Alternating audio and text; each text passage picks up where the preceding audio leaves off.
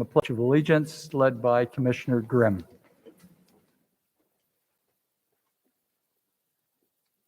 Ready? Begin.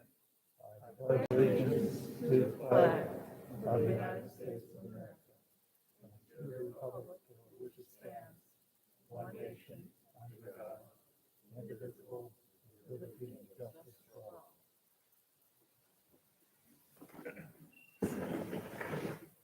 Thank you. Ms. Presby, roll call, please. Chairman Rossler, all commissioners are present with the exception of Commissioner Savage. All city commissioners are present. Very good. Welcome.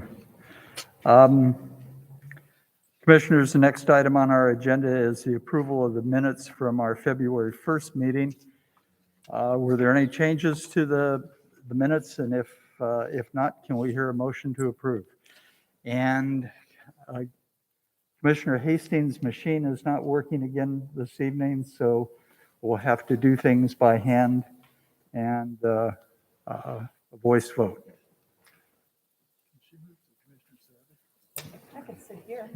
Well, then, You just couldn't vote, they wouldn't register as me. but you're welcome to sit there and for the presentation. And not feel so abandoned. Yeah. Why don't you move over, Beth? All right. Someone like to make a motion? Commissioner Garrison. Yes, I move that the minutes be approved as written. And a second?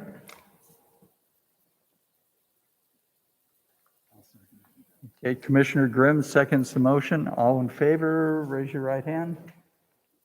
And Commissioner, that's approved 5-1. I'll abstain. Commissioner Aguilar has to abstain because he was absent last time. Okay, so the minutes are approved on a 5-1 vote. Next item is agenda changes. Any changes to the agenda tonight, Ms. Chow? Good evening, Chairman. No changes tonight. Thank you. All right. We will move on to oral communications.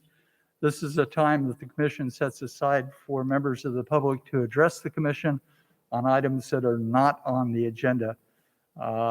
You need to fill out a speaker slip, and I have no slips. Anyone wishing to address the commission? Seeing none, we will move on to our continued public hearing. This item was continued from the February 1st meeting. Our process tonight will be to hear from staff. There may be additional information from the applicant.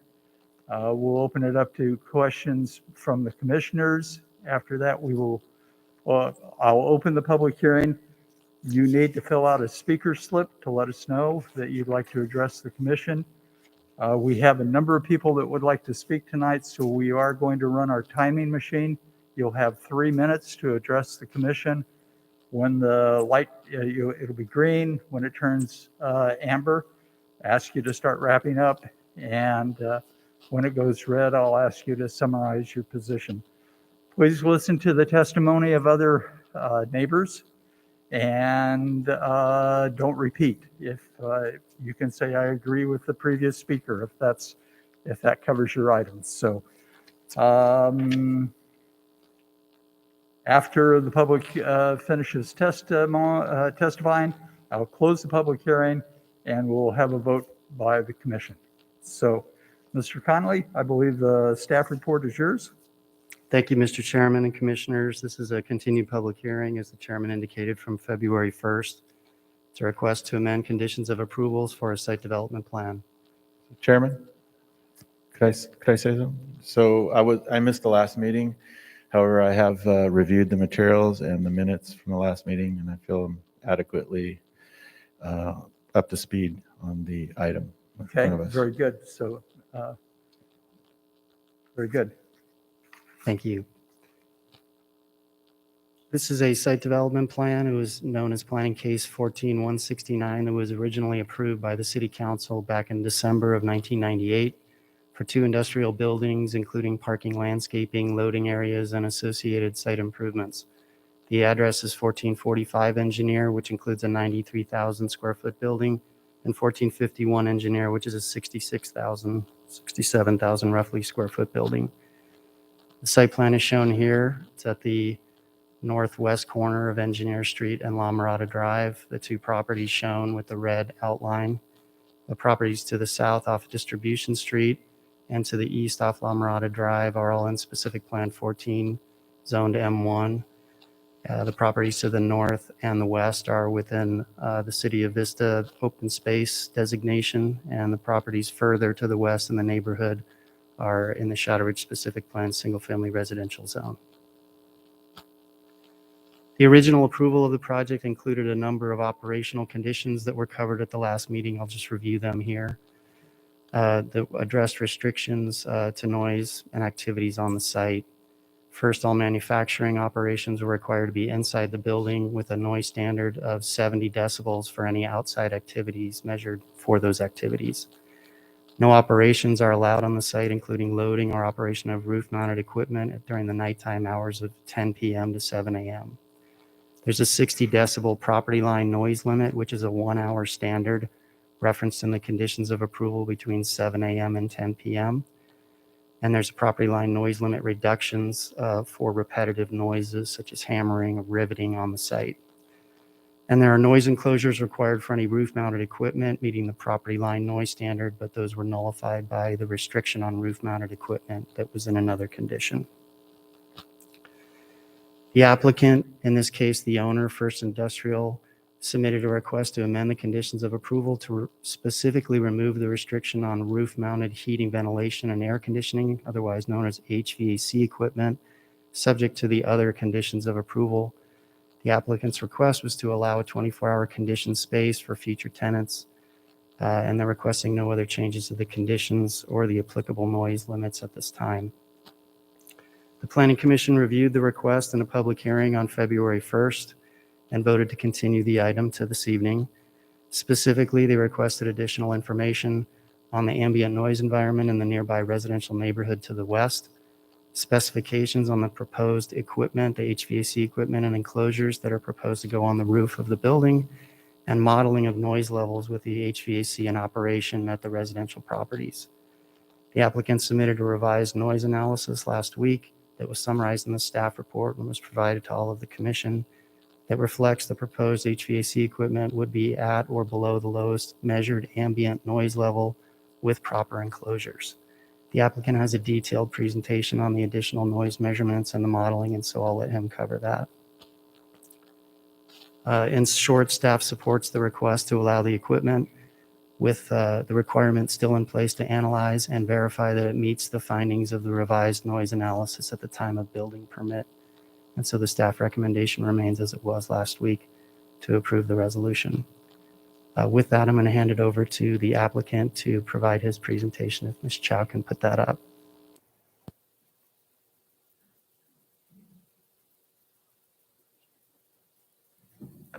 She's put your slides up. Sure.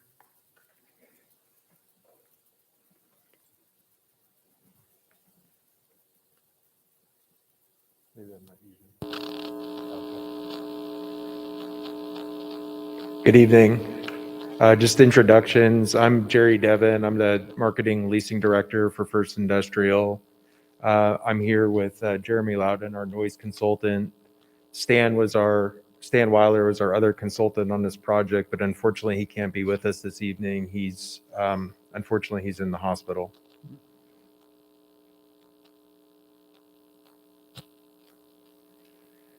The amendment request, we support the proposed change for condition 36 as presented in the staff report, and will allow roof-mounted HVAC systems with 24-hour temperature control.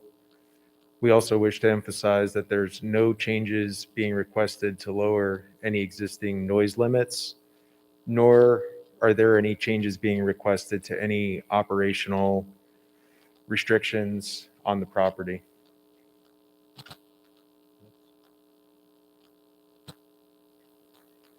Just as a brief recap from the prior meeting, presentations were made and comments were provided from the public and the commissioners.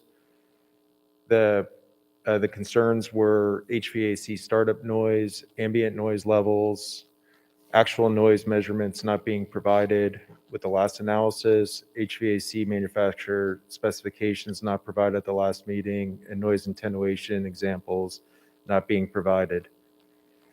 One other bullet point that I'd like to mention, me personally, I listened to the community, both in the public community meeting that we had, as well as in the February 1st meeting.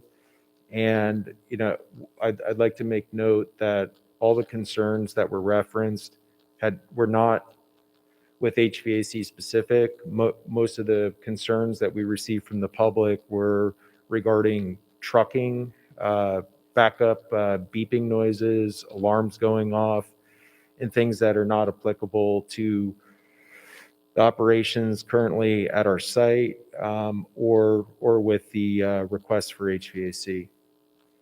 With that, applicant suggested continuance. We suggested a continuance in order to obtain the additional information to provide to everybody, and we're prepared to do that. At this point, I'd like to introduce Jeremy and bring him up to talk about our noise results. Good evening, Commissioners. My name is Jeremy Loudon with LDN Consulting. Based on your recommendations from 2 weeks ago, February 1st, we went out to the residents. I want to thank the residents for working with us in a quick fashion to allow us to get to their homes. And we set up equipment on Thursday afternoon to capture the evening hours and early morning hours to try and gather ambient. At the same time, we went out to the actual building, went up on the roof, and tested the existing air conditioning units. About 10 of them. Those units, based on our measurements, range between 56 and 60 decibels at a distance of 6 feet. The specifications on those have a maximum sound level of 72 at 6 feet. We use that data for the existing, and then assuming the proposed might be louder, and took that data and analyzed it at the 4 homes that we took the ambient measurements. Now, here's the locations of the ambient measurements that we gathered. So predominantly getting a good sample of all the homes that are closest to and having direct line of sight to the building. Here are the results of the ambient measurements. I know it's a lot of numbers. The key component was around 5 a.m. Most of the homes you can see are around 43 decibels. That was the lowest recorded ambient measurement. So to be conservative, we took the lowest ambient and compared the HVAC units against that to see what the results would be. So in our updated memo, we provided here, as you can see, it's 43 for ambient, quietest hour. And then the sound levels anticipated at the homes, unshielded, so with no enclosures, range between 40 and 47. So the difference, obviously in some cases, they'd be a lot quieter. The biggest difference was 4.1 above ambient. So with that, the recommendation was with the enclosure, to get at least 5 decibel reduction, we would be below the ambient conditions. Here's kind of just a summary of it and kind of our conclusions and our request. And with that, I'll hand it back over to Jerry. I'm here for questions. Thank you. Thank you. In conclusion, we feel the request is reasonable.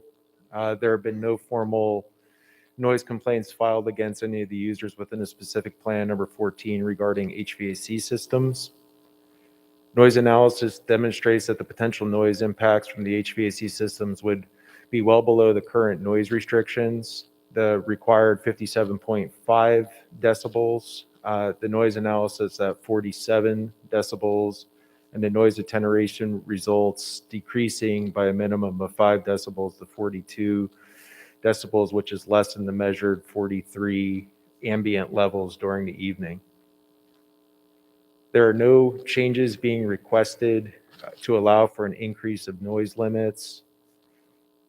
Permitting roof-mounted HVAC systems within 24-hour temperature control would allow for highly desired users such as research and development companies to occupy the building, which would reduce the number of large delivery trucks to this property. Unless there's any questions. Any questions of staff or the applicant, Mr. Commissioner Aguilera? Thank you, Chairman. Just a clarification. Earlier, one of your slides, and I think you said the same thing. You said there's no request to lower the noise limit, but obviously you meant increase, right? We're not making any changes to the noise limits. The only our request is limited to being able to run HVAC Okay. between 10 p.m. and 7 Okay. a.m. Because your That- first that's slide it. contradicted that is all. So I'm pretty sure. I just want to clarify, but I think we get it. Yeah. Thank you. Any other questions of staff and or the applicant? Commissioner Garrettson? So you're saying that if the air conditioning was to be placed on the top of the building, there would be no change in what the neighbors hear. Is that correct?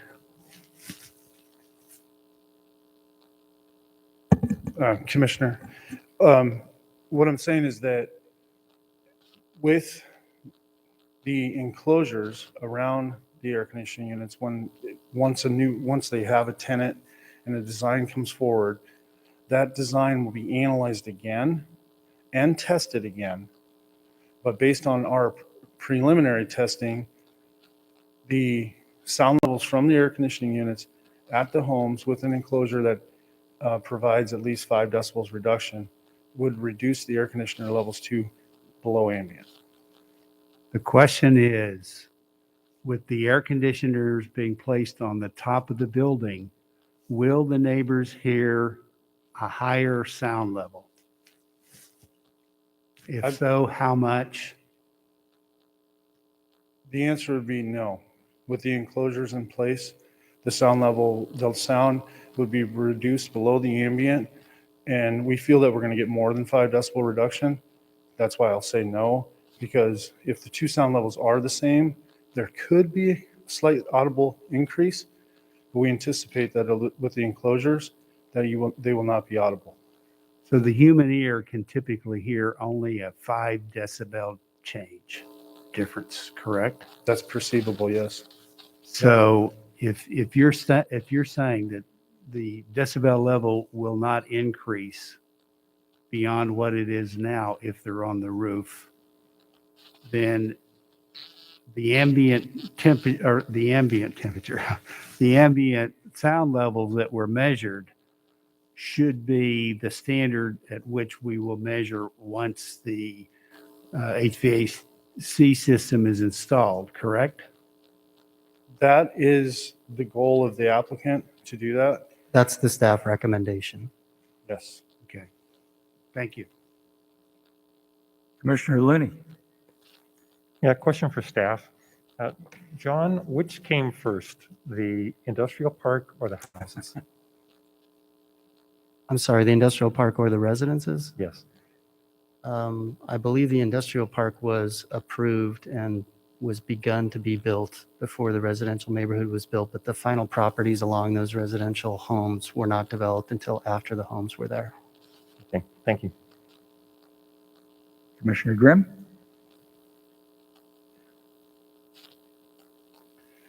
Yeah, in your presentation, you had mentioned that that many of the comments that were made by the residents were applicable, which is true, applicable to your request. But I guess this is more of a comment than anything. I would hope that when you operating your property, you at least take those comments into consideration.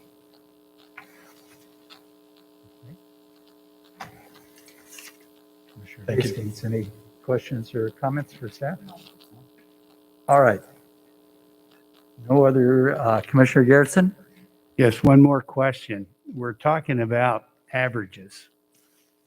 Is there anything here that would prevent a peak noise at 2 a.m. at the HVAC system, even though the average is 70 or 60, is what would prevent something from waking all the neighbors up in one peak noise, but still be below the average. Commissioner, we actually, when we did our measurements of the actual air conditioning units that were on the roof, the L max, so the maximum sound level, was about 5 decibels above the average, and it was for approximately 1 second. Now, to say that it's starting up, it could be a distinct noise, just like a car door closing is a distinct noise, or a siren or backup beeper.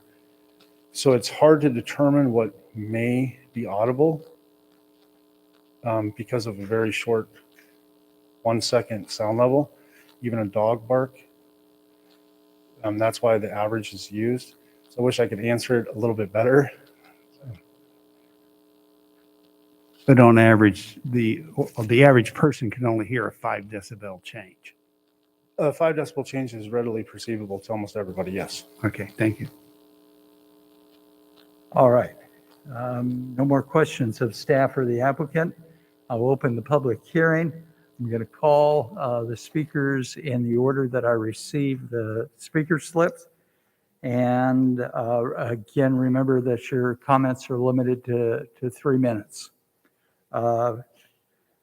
I'm going to call the speaker and then the next one to get them ready, so you know that you're in the bullpen and the batter circle. And next up, Pia Romano, followed by Janice Heidman.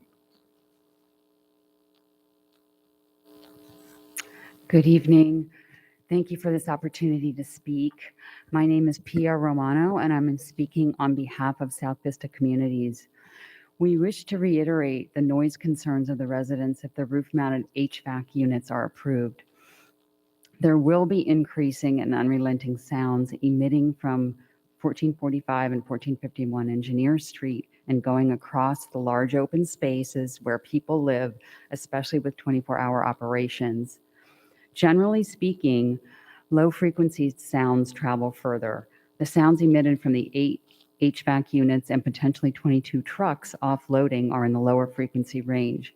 With so many HVAC units operating at once, 24 hours a day, as well as trucks coming in and out of the loading docks, it's inevitable that a lot of sound will be produced and carry across to the houses, despite the dampening measures that will be made.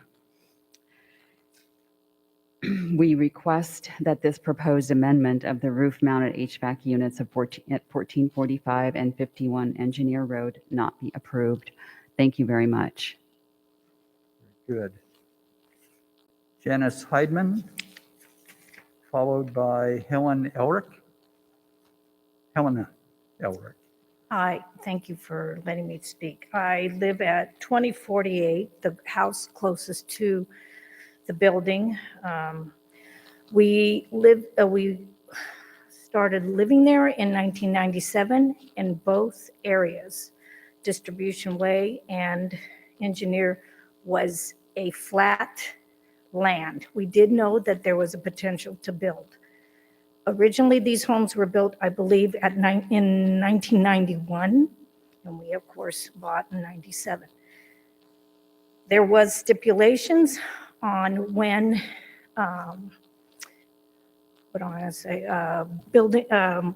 when manufacturers or trucks and everything could, as was presented, could run, and it had to stop at 10 p.m. and start up again at 7 a.m. I want to point out that on the 12th at 10:30 at night, and Mr. Devon's lot, my husband got up to see what the noise, the humming noise was. It was a refrigerator truck parked in his driveway. He has quite a huge driveway around the two buildings, just idling, and the refrigerator truck was running all night, very loud. We are going to purchase a decimal meter so that we can keep track. That truck continued to run all night. We have thick windows so that we don't hear as much, but we could hear the humming on the truck. I don't think he's aware of what's coming and going in his lot. It's an open driveway. Trucks sit there so that they can sleep and then leave. And it left around 5 a.m. in the morning because that's when we stopped hearing it. My husband got up to go see if it was gone at 7 a.m. I don't feel that's our job to go see who's coming and going, but I will for sure report this. And when I went to the website to report, there is no form to report it, only a telephone number to report any noise that is aggravating. So I would like to know in the future, if this goes through, who are we specifically supposed to report to? What is the email address? And what is the form that we're supposed to fill out? So I hope somebody will look at that. I am very much against having 10, potentially 10 HVAC units on the roof. And I definitely want to see, hopefully, that there is an acoustic paneling, the best quality acoustic paneling put up so that we can make sure that that decibel is down. And I hope that all of us, which is 20 in the area, houses that are built around in that canyon, I'll call it, I hope that you will consider in those 20 homes, there's more than just 2 people living there. There's families that have to go to work the next day. And they have to perform at their best and drive. So I hope you do realize it does impact us. Once you're awake, and then you're restless to try to go to sleep. And thank you very much for hearing me. Thank you. Helena Elric, followed by Anastasia Elric. Hi, my name is Helena Illich. Step up to the microphone, please. And Helena Illich, and I live at 2042 Ridgeline. My husband and I purchased that house in 1990. We just had a frame. We fell in love with the view and fresh air. Now, after all these years, there's no such a thing as fresh air there. When you get up in the morning, you smell gas. During the night, or there is beep, beep, beep, or alarm getting off. I just kind of feel like, why do I have to inhale all those chemicals at my age? I have enough problems without that. So please, when you make a decision, consider us, because you are the ones that represent us. So thank you. Thank you. Anastasia, followed by Michael Metz. Hi, I'm Anastasia. I'm Helena's daughter, and I've been living in that house since day one as well. We don't know the true source of these sounds. Just this past weekend, it was a humming sound. I was awoken by it. I went in my backyard. I wanted to see if it was coming from Melrose. It was coming. I cannot tell you what building. I cannot tell you what caused it, but it was a humming sound, and it was constant for a good duration of time. You are the experts, and you're the experts, and you're going to decide on their sound study. But I'm also a scientist, and I know that human observation is true data. And you have heard all of our human observations, and all that data is also true, like their sound study. Please direct us as what we are to do if you go forward with this, or even if you don't. We need to know step by step what we are to do when we are woken up in the middle of the night or inhaling toxic chemicals, which I'm not sure what I'm breathing in. I said in our last meeting that I'm a morning person. I'm up 4 a.m. and I go in my backyard to relax, and there is toxic chemical fumes. There's no doubt in my mind. You have created a time frame, 10 p.m. to 7 a.m., and you said if they're in violations, let us know. But your violations inspector or officer or employee doesn't work during that time. Someone suggested that law enforcement go after this. I do not, as a citizen, I don't believe that's the right way. Maybe have our enforcement officer work during the hours that stuff need to be enforced. Thank you for listening. Michael Metz, followed by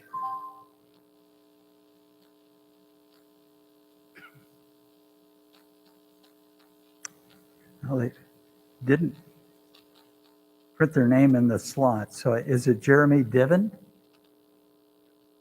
Oh, that's you. Okay. And okay, so the last three are the applicant. I'm sorry. Go ahead, Mr. Metz. Floor is yours. Mr. Chairman, members of the commission, I thank you for allowing us to come and speak to you today. I happen to be one of the houses where they put the sound equipment, and I appreciate you extending and doing that work. I share a lot of the comments that you're hearing. I share the enforcement issues that are not necessarily the purview of this meeting, but if there could be something done about the enforcement issues associated with the industrial park, that would be very helpful. As far as these buildings go, I appreciate the fact that they're putting in the sound equipment and the fact that you're going to check it after they put it in. I appreciate that. The one question that I would have is there right now, because there's no air conditioning on these buildings, these two buildings, there's quite a few ventilators on the roof. And I'm wondering if that might be where a lot of air rushing noises are coming from when they ventilate the building. I would just question as to whether those are going to be removed in preference for the internal air conditioning. And if we could get that answer, I'd appreciate it. Thank you. Very good. Ike Kim?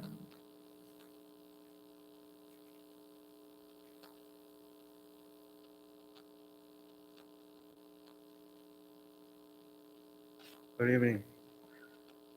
English is my second language. Hang in there. Sorry. Mine too. I've been living in this property for 12 years. I really liked because very quiet neighborhood, but I'm afraid of the changes. Of course, I'd like to support the industries growing up, but the residential area where I'm right edge of where directly, very close to the facility. So I'm very afraid of the noise level will be increased from current condition. So that is my concerns. Thank you. Very good. Thank you, Mr. Kim. And finally, Michael Hardley?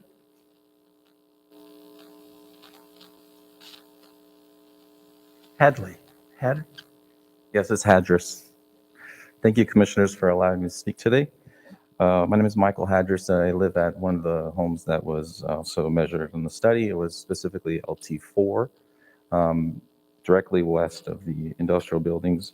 My wife and I purchased that home almost exactly a year ago. We paid almost $1 million for it. You know, we love the view, and we're hoping for not an increase in noise, and I'm glad the noise assessment was done. I'd like to point out the noise assessment stated in our location from 7 a.m. to about 9 p.m., the decibel level is between 46 and 69 decibels. 69 is pretty loud. And then after 10 p.m. to 7 a.m., 45 to 47. Now, number 42 of the amendment states that if there's any noise in a steady audible tone, such as a whine, a screech, or a hum, then the decibel level is reduced 5 decibels. So that means between 7 a.m. and 10 p.m. it should be 55, and then 10 p.m. to 7 a.m. it should be 52.5. So the noise assessment at our location is already above that threshold and that violation. We did put in a complaint with Derek Clement at Code of Conduct, Code Enforcement. He is addressing that. We just got word. I'd like to point out that the homes were built in 1990, 1991. The industrial buildings were built in 1999. So it was much later. So it's a really, detriment to the community to fulfill, a business versus the quality of life of the residents. One other thing I wanted to point out was the HVAC systems isn't specific to the size. What if it's a 10-ton or a 20-ton? The noise multiplied it could be a lot. And what if they're coolers for cold storage space? We request that the amendment not be approved, and thank you for your time. Thank you. All right, that concludes the speaker slips that I have. Is there anyone else who wishes to address the commission on this item? Seeing none, I will close the public hearing and we'll open it up to discussion amongst the commissioners. Mr. Conley, to start things off, could you remind us how noise complaints are handled in the city, both during the day and in the evening? Sure. Our code enforcement division is responsible for following up on noise complaints. They generally follow the noise ordinance and the property line standards that are in the noise ordinance based on zoning. So if they identify a violation, they'll contact the property owner and they'll go through an abatement process. If it's an operational item that they can fix, they'll require it be fixed.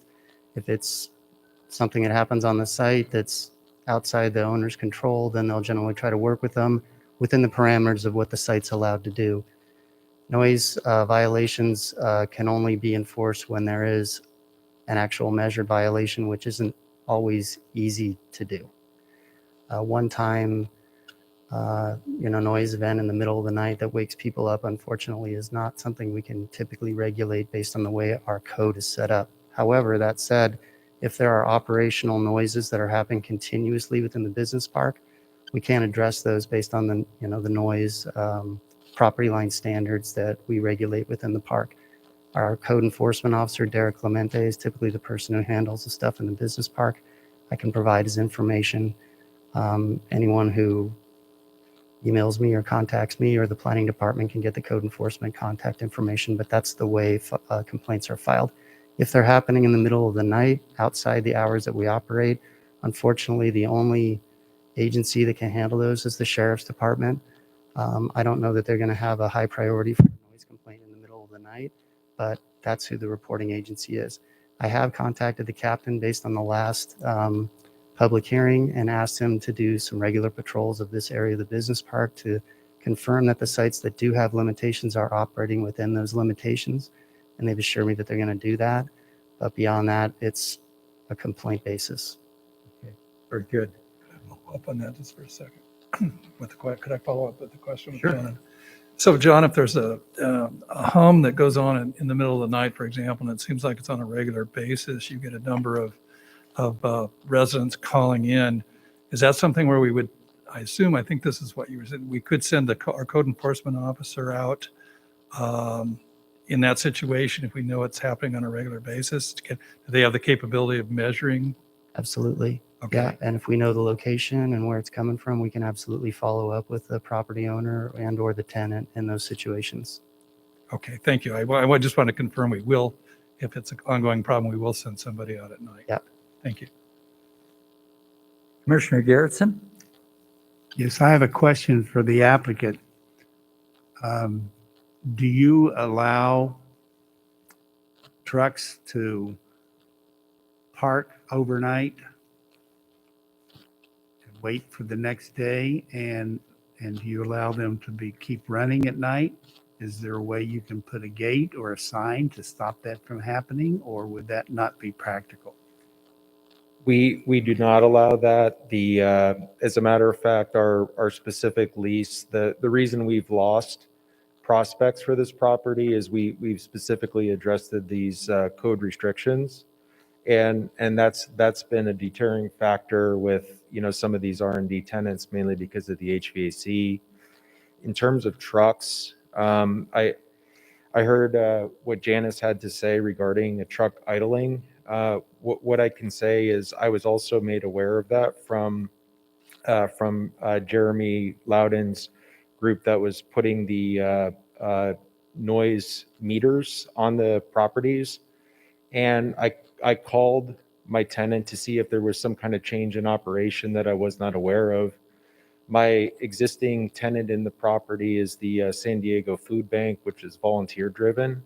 Their hours of operation are from 7 a.m. to 3:30 p.m. And they do not get any deliveries, nor is there any trucks to that facility anytime except for those hours. So if there happened to be a truck there, it wasn't associated with the First Industrial Property. Is there somebody from your organization that could respond or could follow up and prevent that kind of thing from happening? Trucks running all night?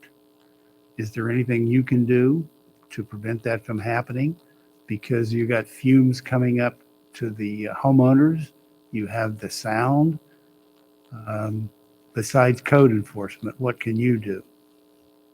We have a property management group, but once again, if there's trucks entering the property that don't belong there after hours, and unless we know that they're doing that, I'm not quite sure else how to enforce that.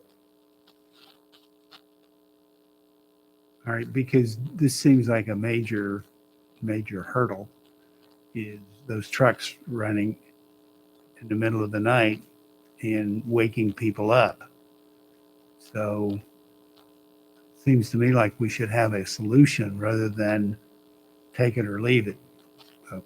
Well, Commissioner, with due respect, we're not asking for a change regarding any other operational covenants. All we're asking for is for HVAC, and that's it. Commissioner Looney? Yes, for the applicant.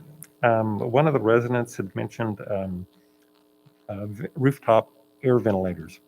Will any of those be removed if they are replaced with HVAC systems?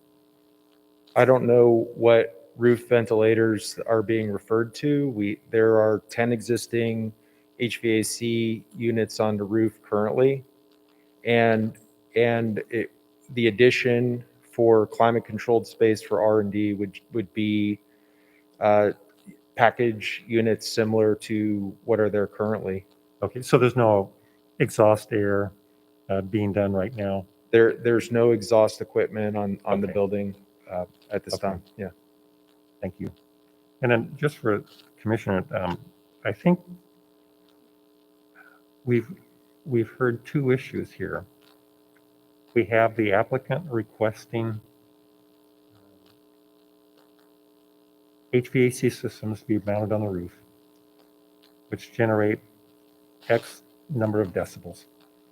And then I think we've got a second issue is the truck noise. I think we need to be careful that we don't blend those together. If I remember correctly, Mr. Connolly, they have agreed that they will not have any trucking operations from 10 at night till 7 in the morning. That's a condition of approval, is it not? That's an existing condition, correct? And they're not proposing to change that, Mr. Chairman. All right. Thank you. Thank you, Commissioners. So I think Commissioner Looney brings up a good point. We seem to have two issues here. I think we've asked for additional information. The applicant's provided it. And it seems that with additional acoustical barriers around the air conditioning, they can meet the city standard. And the trucking noise, it seems to be a code enforcement issue, and I don't want to punt, but that seems to be a decision the city council might have to make to fund nighttime code enforcement.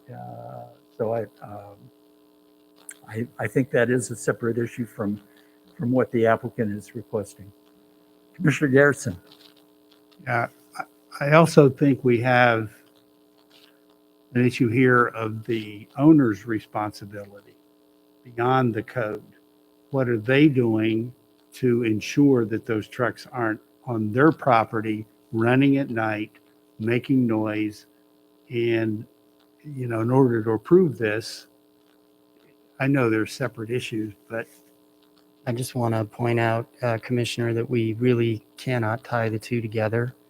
If you want to review the operational conditions tied to trucks, we can certainly bring back a public hearing and notice it and have that discussion.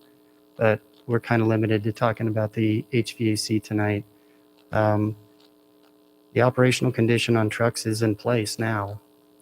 The owners indicated that they don't have a tenant that's running trucks in there. There isn't a gated site, so some other company or individual could drive their truck down there and park it at night and run their air conditioning units. And unless the sheriff's department goes by or the owner's rep or someone files a complaint, it's not something we can necessarily have someone down there 24/7 to regulate. So that's an issue we can certainly bring back, but the issue at hand tonight is the HVAC. so we did not do any testing across the creek. No, we did not. And I The homes I'm across the creek are further than the homes that were measured in the study, so. I'm not sure how much further they are.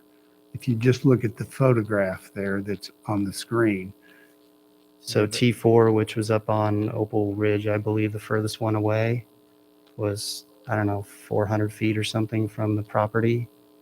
Those properties are further than that. And the acoustical modeling showed that the HVAC units wouldn't come close to meeting the ambient condition at the furthest location, so we didn't feel like measuring across the creek was necessary. Would it be possible to do an ambient noise level test over there for future reference?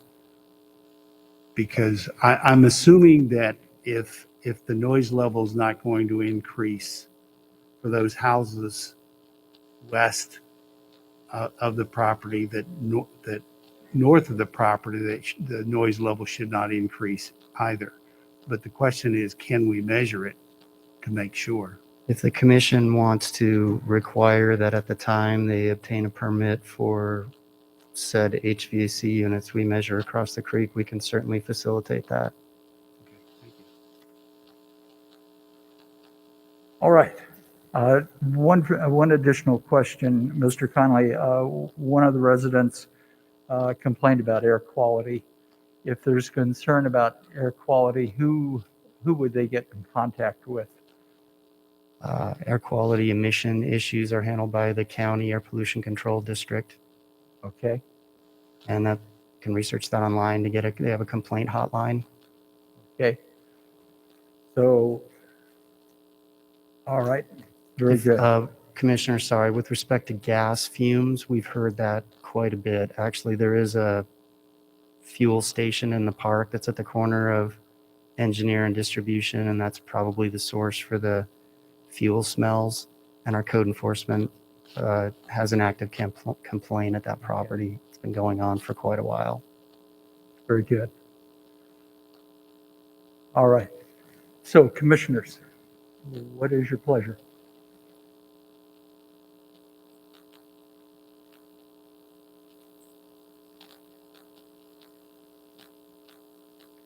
Commissioner Aguilar?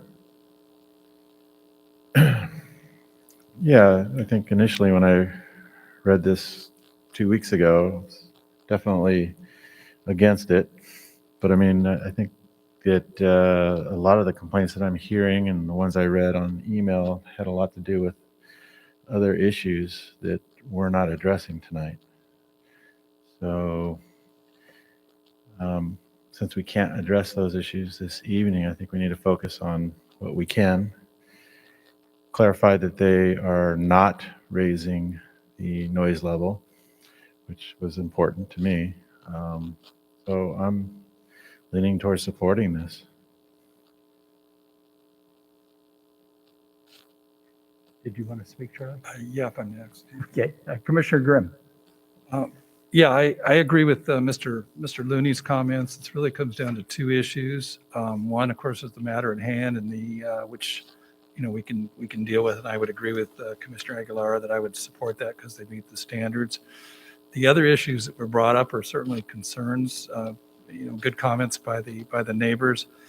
And I think since Mr. Conley laid out the code enforcement process, I think that will be helpful in the future where they have a place to go. And if need be, we can get a code enforcement officer out during the evening to check these out. So with that, I'm in favor of supporting the matter at hand. Commissioner Garrettson? Can we put a stipulation in there that they do the ambient temperature north and that housing unit as well for future reference? Noise. I keep saying temperature. Sure. It's raising temperatures, but noise level. Just a measurement, that's all. Comments? Okay, Commissioner Hastings has comments.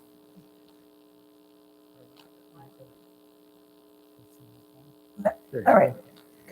I think I agree with most of the other commissioners.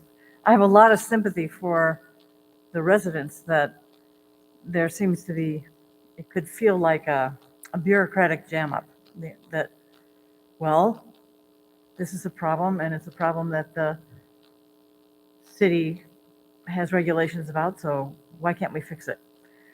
And I also see that that is not the issue at hand that we as a commission are addressing right now. So I am satisfied that the issue that the commission is addressing is satisfactorily handled. So that's cool. And I sincerely hope that we can work, that the city will be listening for the complaints and take action for the trucking stuff. And there's got to be somebody out there who's running those trucks, even if the existing tenants of those properties are not the ones. Right. Somebody's doing it. Yep. Commissioner Looney. Yes, to go with Mr. Garrison's comment, I did speak with a resident on, was it Green Oak, that street to the north, and they had no issues with air conditioning units. It was trucks. So it's kind of the same issue as we've been hearing from the neighbors. It's not the AC units, it's the trucking. And each one of these homes, as does my friend on the north side, they all run their air conditioners too. So it's kind of this issue. It's trucks. So that's all. Commissioner Aguilar. Yeah, this is for staff real quick. I checked right now on our Access Vista app, and it doesn't seem like there's a noise complaint button not. for that. So is that something? On Access Vista, it's not specific, does not include noise. I've got a note here to discuss that with our communications folks and see if we can't make that change. Yeah, because I think if we could at least start getting some complaints logged for these people, then then city council would be able to spend the money to put someone overtime or whatever at night and Just shut note, this down. You can still file any type of complaint on there. It just doesn't have noises. Just be nice to have that. So We'll make sure we include that. And then for those of you that aren't familiar with Access Vista, just get it on your phone. It's easy, and you can do graffiti and hopefully noise in the future as well. Can we do that? Trains? Train buses? No, I don't think so. Can we do that with air quality?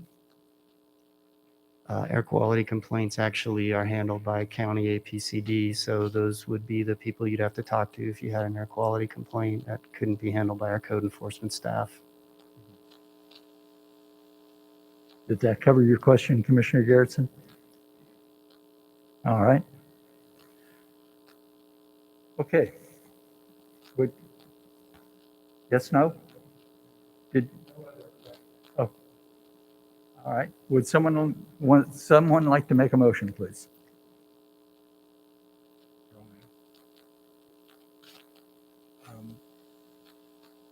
I'll move staff recommendation.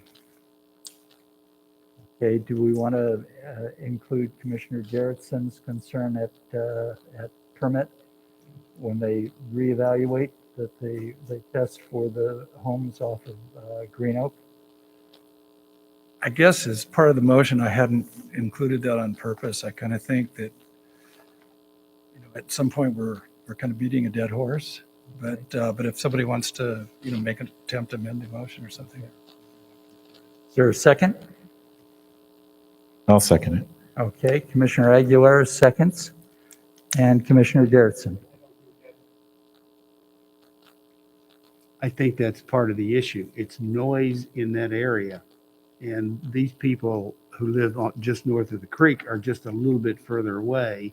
And I don't think it would take much to measure the sound and then measure it again once the HVAC system is in place, just to assure them that it doesn't increase their noise level.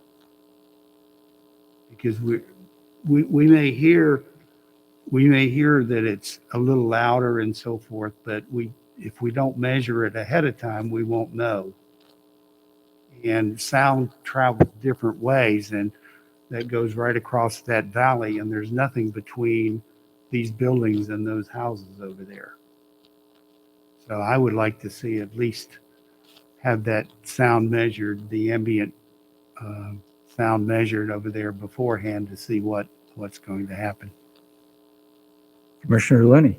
I don't agree because the sound travels differently if we have Santa Anas. If we got 10% humidity or if we have 80% humidity, it's going to change. It's going to change the measurements. So I wouldn't make that a condition of the. It's also going to change for those houses that are close by, but we still measured the ambient noise levels, even though the air is going to change, the winds are going to change. But why is that different than the houses north of the creek? Nothing's different. I think it's the matter that the houses on Ridgeline and the neighborhood that we tested are closer. The houses on, and it seems to have solved the problem with the acoustical barriers. So I don't know that there's a need to go further north and test, because we've got the problem solved with homes that are closer. I will oppose the approval because I don't believe we're being effective in looking at all the neighborhood. Okay, and I did want to hear from the student commissioners before we take a vote here.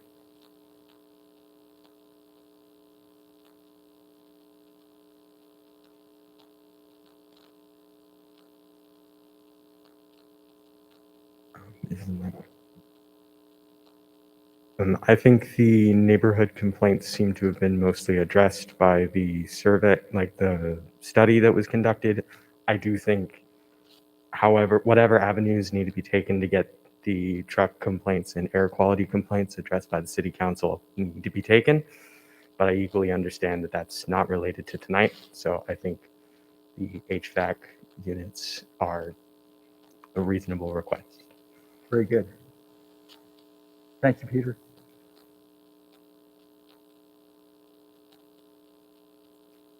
I agree with Peter, and I mean, I was thinking about the noise complaints while I was listening to them. I was thinking about the air complaints, and I mean, I think it is important that we do address that and before going forward. But I understand too that it is for the next meeting. So very good. Thank you. All right. We have a motion. We had a second. So to approve the project, staff's recommendation. So let's cast your vote. Raise your hand. Those opposed? Garrison's opposed. All right, so the motion passes 5-1 with Mr. Garrison, Commissioner Garrison opposed. And I think you made your position clear about why you were voting no, and that will appear in the minutes. So, all right. Okay, congratulations. If you folks are going to leave, we'll take a few-minute break while our staff switches around. We do have another item on the agenda, so we're going to continue our meeting.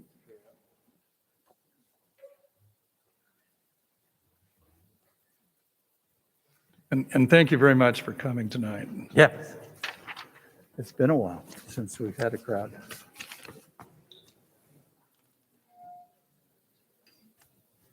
Mr. Connolly, are you doing the early design review?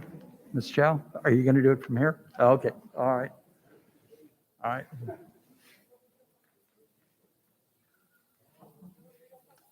Okay, all right. Yeah.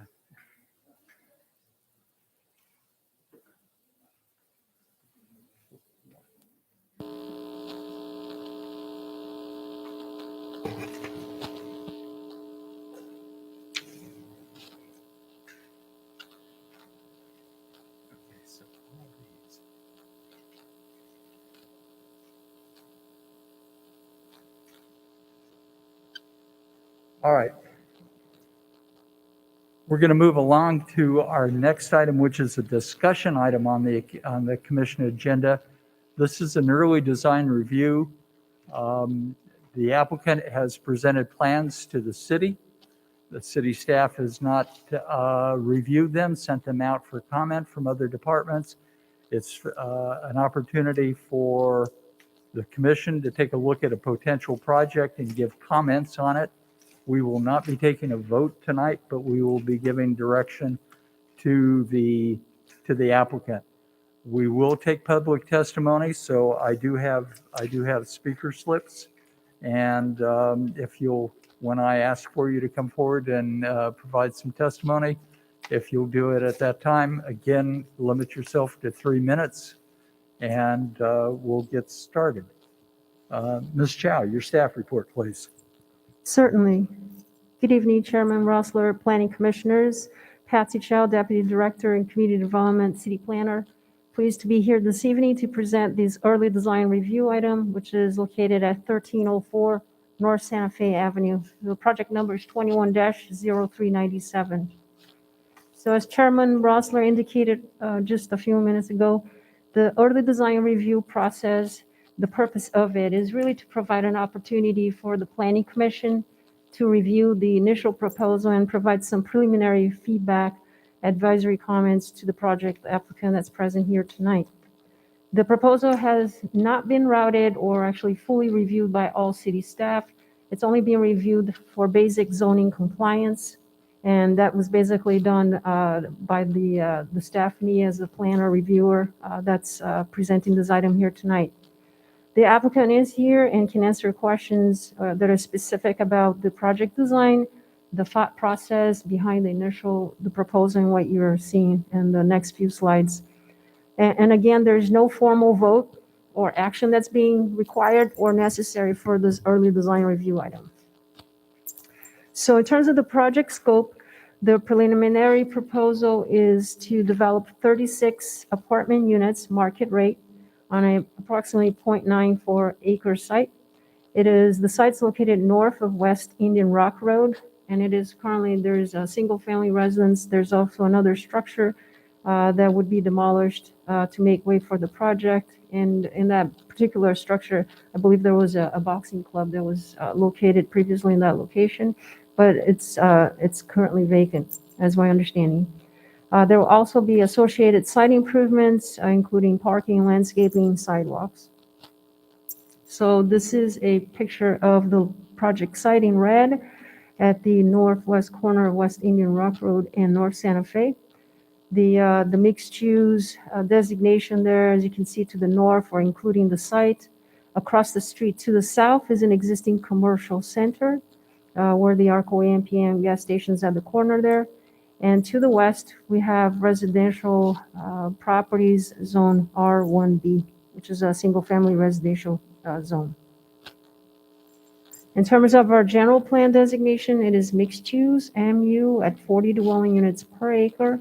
And the zoning to accompany the designation in the general plan is also mixed use at 40 dwelling units per acre. So as you see identified in color, the site itself, the mixed use, and then to the west is actually medium density at 10 dwelling units per acre. There's just another picture of the site in its present form. And just more pictures looking northeast at the project site with the existing structures, the chain link fencing, the fencing around it.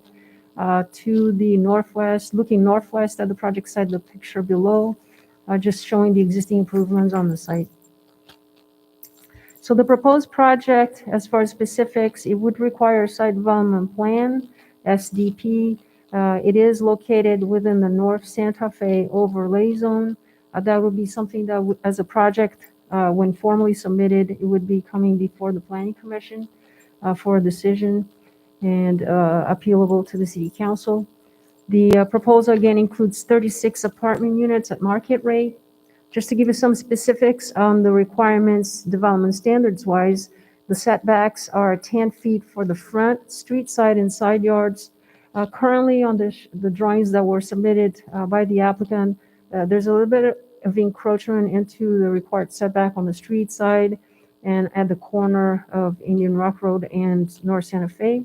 Abutting zone to the rear of the site is R1B, and the particular requirement for rear setbacks is 15 feet for the first 2 stories and 25 feet for the third and higher stories, although the submitted plans do not indicate that there's an issue with that or meeting that particular requirement. So they're meeting that particular requirement as no issue right now. The total number of one-bedroom units is currently at 19 one-bedroom units and 17 two-bedroom units. And the proposed density is under the allowed 40 dwelling units per acre. It's at 38.2. The height is 4 stories, 60 feet maximum, which is whichever is lowest. That's what's allowed in the code. The residential parking required is 62, and they're showing or provided 62, which includes 9 guest parking spaces. As far as open space requirements, the requirement is 140 square feet per unit for open space, which turns into a total of about 5,000 square feet of common or private open space area. Unit sizes, the development code actually specifies a minimum of 700 square feet for one bedroom. Right now, the applicant is showing about 15 of these units at less than 700 square feet. That's required per code. Although the Planning Commission can make modifications and include it as a condition of the project to consider less than 700, which is delineated in the code as a way to address this situation and the particular condition. At the 2-bedroom, the 880 square feet is the minimum required, and it appears that they're currently meeting that. When we are considering 25 or more units in a residential project, one must provide 2 common recreation amenities. And right now they're showing a community room with leasing area, which is kind of at the corner of the project building. And then they also have a central, like a passive area, barbecue areas, seating areas, artificial turf, lounging, and etc. That's showing part of the proposed project. So a conceptual site plan on the upper left is what you see is the buildings immediately facing West Indian Rock Road, and behind it, which is shielding the parking lot essentially from public view. So you have street trees along both streets as part of the required landscaping, streetscape, but you also have perimeter landscaping as it's shown on the depiction on the lower right-hand corner, and you have perimeter landscaping at the back of the site at the rear, adjacent and abutting the parking spaces that are provided for the project. In that middle area, I know it's kind of hard to see, but on the depiction on the lower right, in the middle, in between the 2 buildings, is where the passive area or the barbecue area, seating area would be located. These are just depictions of the different elevations for the two buildings, buildings A and B. The architectural style includes use of balconies, as you can see on this picture, composite shingle roof materials, stucco walls, and black vinyl windows. The floor plans indicating buildings A and B.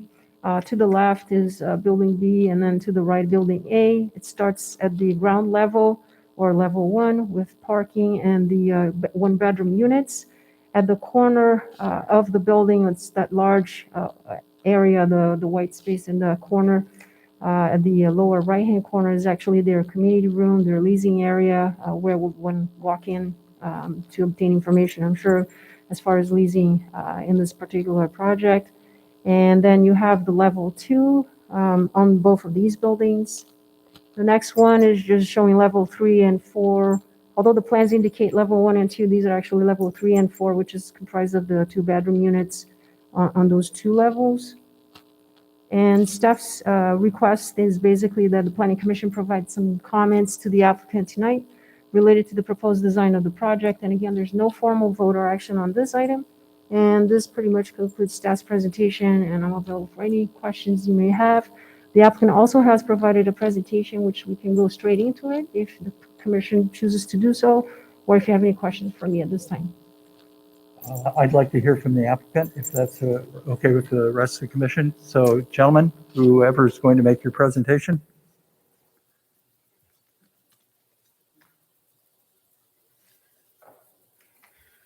Great. Well, thank you, Mr. Chair, commissioners, and Patsy. Thank you for the presentation. My name is Steven Gaspar. I'm with Kyer Builders.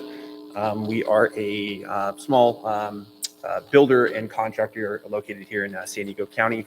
With me is Matt Stowe with Architects Local, who is the architect of the project. Is Adam Hutchison also involved here? Okay, all right, very good. So I'll let Matt just touch on it. So just kind of at a very high level to talk about our approach to the project.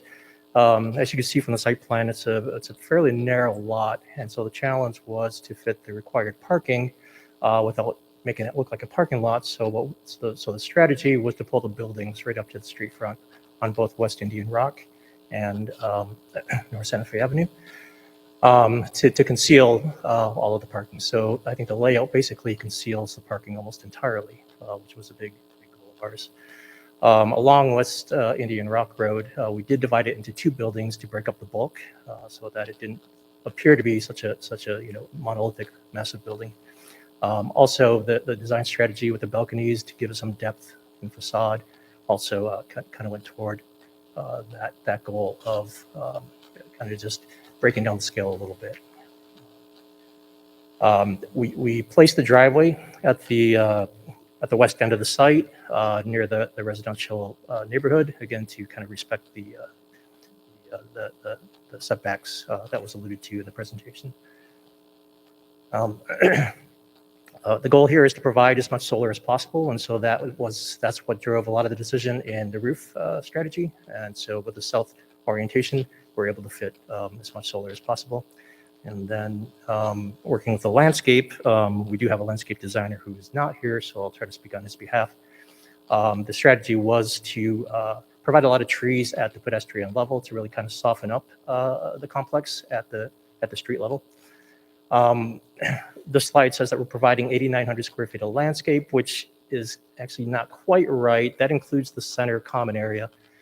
Even if you were to subtract that, though, we still are providing about 6,000 square feet, which provides about 15% of the lot as landscape. So that still exceeds the 10% requirement in the Santa Fe overlay. Synthetic turf in the common area, again, to reduce the water consumption. There will be some decorative cobble accents throughout the site, and then some evergreen hedge and vines to screen the parking.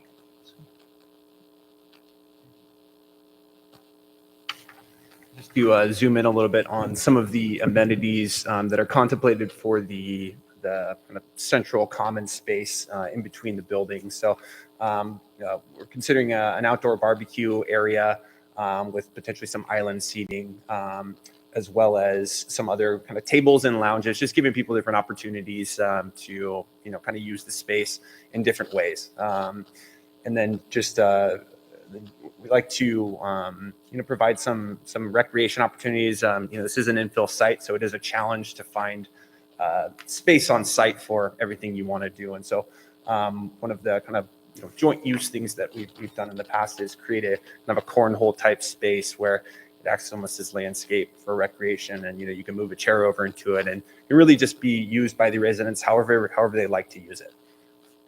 And then we are considering secured pedestrian and vehicle access as well. And then shifting to the community room and leasing office space, considerations for the programming there, leasing office for the resident manager, because this community is over 16 units. There will be a resident manager here, so they'll also have an office space. So considering an entertainment area with some couches, TV, coffee table, somewhere where prospective tenant can come and wait while they meet with the leasing person, or residents can use it as they like to socialize with one another. Also, something we've done in some of our other communities is just multi-purpose kind of workspaces. Again, we like to provide fixtures that the residents can really use however they see fit, as well as also contemplating a small coffee bar, and then as well as a small gym potentially. And then with the location of this community room and leasing office on the corner of Indian Rock and North Santa Fe, really trying to kind of create some eyes on the streets with some larger windows there. There'll be a leasing manager. We'll be considering pushing that office up to the front. So there's kind of a presence as people walk by, who are also in the community room, that there's this kind of eyes on the street.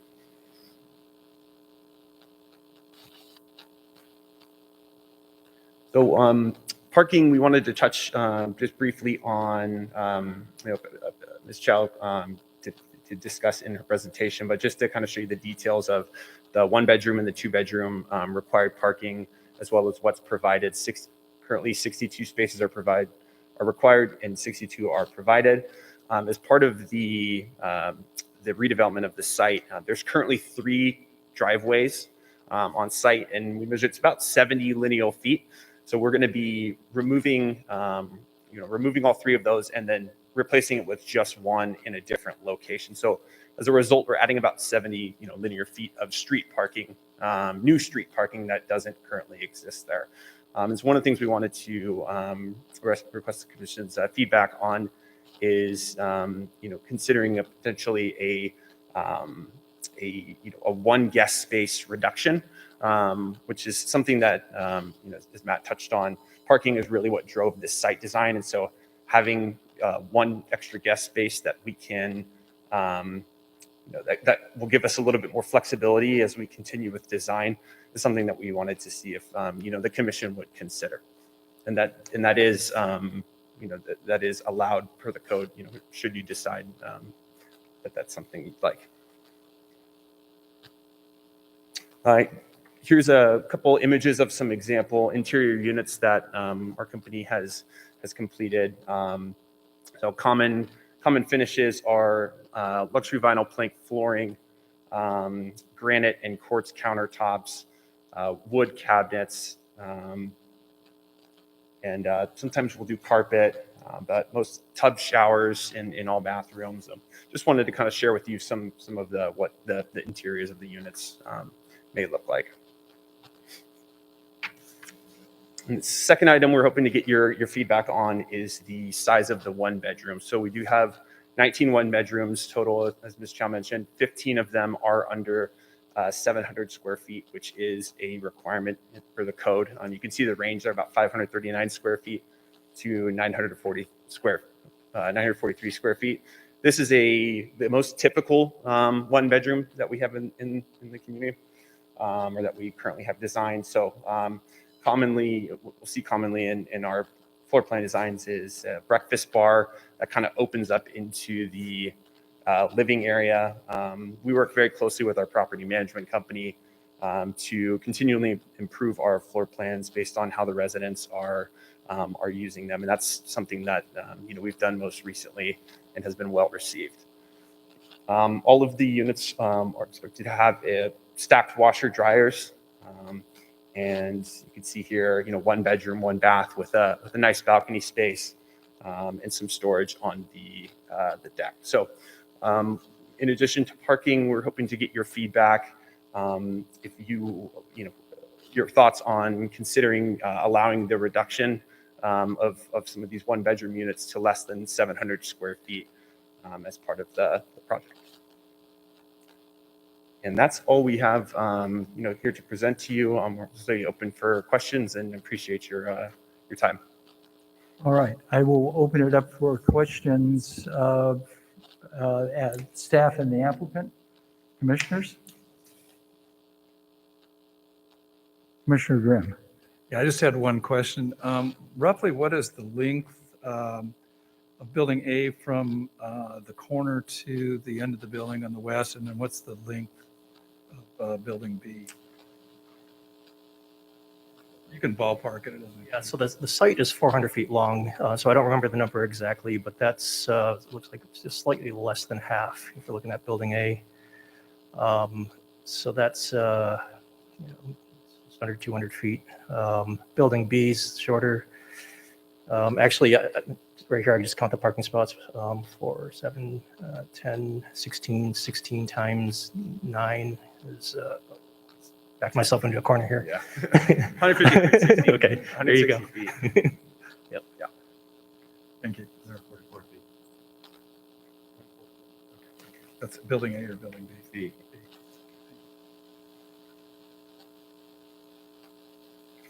Commissioner Hastings? I have a question for the applicant. I did notice the wide variety of sizes of the apartments. And I'm assuming that there's an equivalent variety of rent for those, that there's some reason besides getting as many apartments as you can in the space for the smaller ones.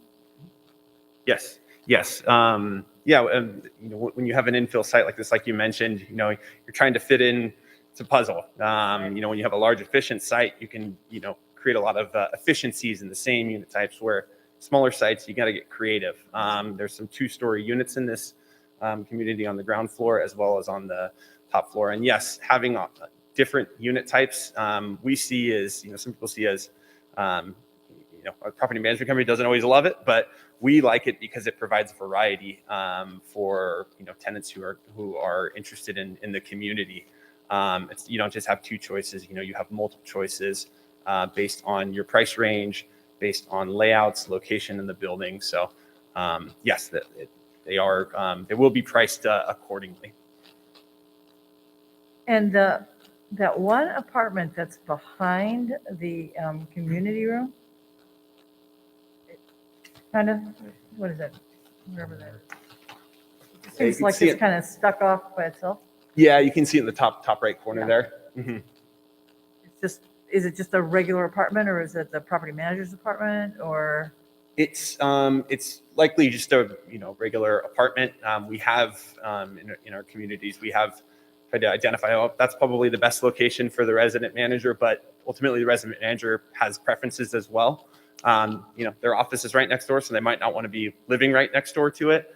So it's most likely just going to be an apartment that's available for for anyone who would like to rent it.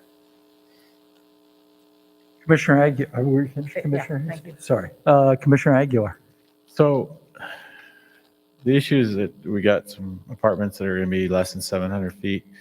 How many of the units would be under 700 feet? 15 of the 19 are currently under 700 feet. Okay, that's a lot. And then 539 feet square feet is the minimum. And that's the smallest. Yeah, we're like currently a master bedroom and master bath put together practically. How big would the bedroom actually be on a 539 square foot home? How many square feet would the bedroom be? So currently, every bedroom in the complex is 10.6 by 10.6 at a minimum. What's that? I can't hear you. 10 foot 6 by 10 foot 6 at a minimum, every bedroom in the complex. Some of the bedrooms are larger than that. But the ones on the 539 square foot would be 10 foot 6 by 10 foot 6?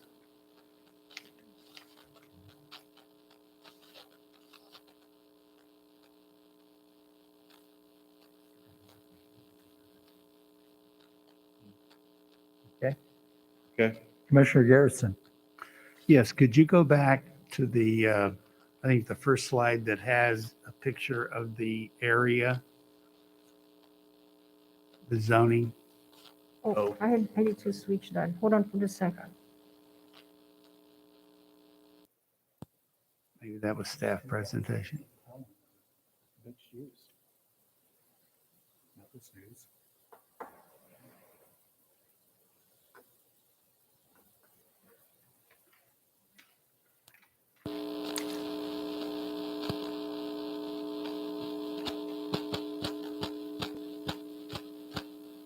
That one.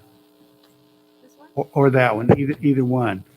The question is, even though these north and south are the same zoning, there are a bunch of single-family homes right next to the service station. That's correct. And therefore, you have single-family homes to the south, to the west, and a little bit to the north, correct? There are some single-family homes to the north? Yeah. Yes, that's correct. And so this building would be how high? What So would it's be the 4 height? stories, and at its tallest, it's 53 feet. Compared to a single family. Are these all single level homes there? I think there's a mixed match here, probably single story, 2-story homes. So this would really, really stick out in that neighborhood.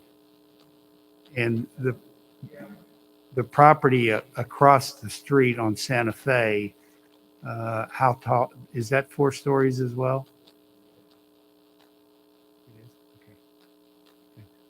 The property across the street is a 3-story development.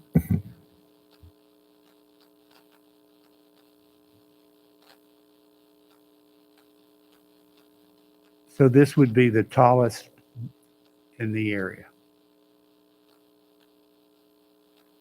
And would just be way, way higher than the average home in the area. Thank you. Commissioner Grimm? Yeah, question for Mr. Connolly. Was this area discussed during the general plan hearings by the council for increased height? I know some of the areas were. Yes, we brought the North Santa Fe overlay zone to the city council following the general plan update, based on a request to consider mixed use along that corridor, increase residential density along that corridor. But it was part of the general plan update. So that was changed at that point. Yeah, shortly thereafter.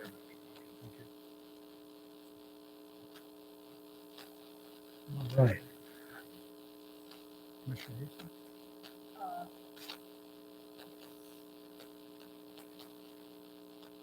I'm back on the size. I guess this is first a staff question.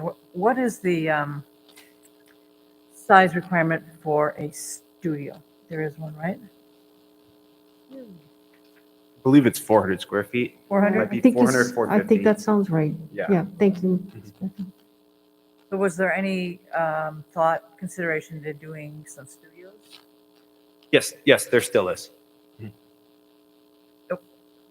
Could you expand on that? What there still is? So some- Commissioner, I think the point here is that they're asking if the commission might be comfortable with allowing a reduction in the 700 square foot minimum 1-bedroom size bedroom, unit. right. If it sounds like tonight you're comfortable with that, then that's probably the way they're going to go. But if you're not, then they're going to have to look at studios and other options. Thank you. All right.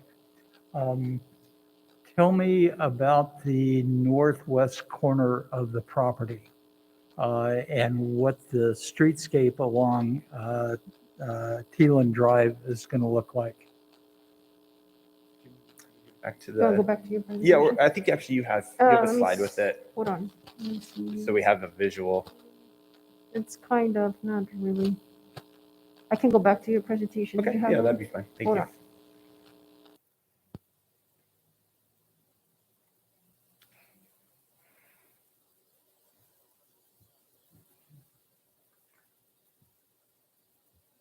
So the north to the northwest corner, which is along Teelan. Right. Okay, yes. The streetscape along Teelan. Okay. And then adjacent to the two single-family lots that are. Okay, so the site, so currently the site, as you enter off of, where we're showing the driveway, the current conditions, it slopes up about, I want to say like 5 to 7 feet.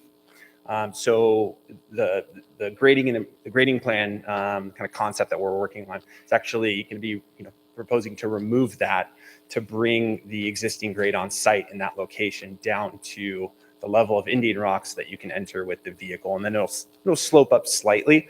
But I believe our current grading concept in the northwest corner, we will be 6 feet lower approximately than the adjacent property. So, Teelan, and then the property just north of that. Screening wall? What was that? Sorry? Will there be a screening wall? Yes. Okay. Yeah, there will be. So we'll be 6 feet lower, and then there'll be a fence on top. Some type of, we're not sure what type of fence yet, but there will be a visual barrier there, so that from the other side of the property, there won't be a 6-foot drop effectively. Okay. Mm-hmm. All right. Have you considered on the ground floor 1-bedrooms that are adjacent to the parking, direct access from parking into the unit? We have. One of the reasons that we're not currently proposing that is based on the grading of the site. As I mentioned, the change in grade between the parking and the unit? Exactly. Okay. Exactly. Yeah. All right. This site it's deceivingly sloped when you look at it. It looks a lot flatter than it actually is. That is something that we've been interested in the past in doing. I found it on the landscaping plan, the mailroom. What else happens in the mailroom? There is bike storage in the mailroom, and then I believe some other maintenance closets. Mm-hmm. Potentially storage for residents, additional storage that can be leased, to be determined at this point. Okay.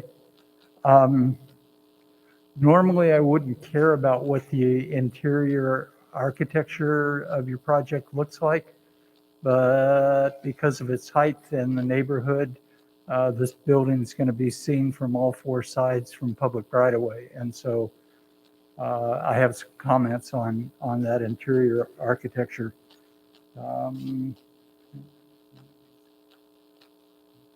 Okay, that answers my questions. Thank you. Any other questions, commissioners? I'd like to hear from the public, and then we'll open it up to discussion. Thank you very much. All right, Jeff Waller, followed by Karen Lindberg. You have 3 minutes, sir. Good evening, commissioners. I live on the 1300 block of Teelan Avenue, which is right next to that property that they're proposing to put this complex in. I oppose it. I've spoken to my neighbors. They oppose it. Our street is relatively quiet, and we like to keep it that way. Also, the complex on the east side of Santa Fe, the Persea, they do not have adequate parking, even though it's 310 units on 10 acres. Their parking is already spilling into the streets. And I foresee that if this 36 units put on less than 1 acre, their parking will spill out into the streets and onto my street, which is not supposed to have parking at all because it is an easement. There's already been traffic accidents due to excessive parking along Indian Rock and Teelan. One of them actually involved my daughter, where her vehicle was damaged because there was parked vehicles that blocked the view of the street. Anyways, that's about all I got. Thank you. Thank you. Karen Lindberg, fine.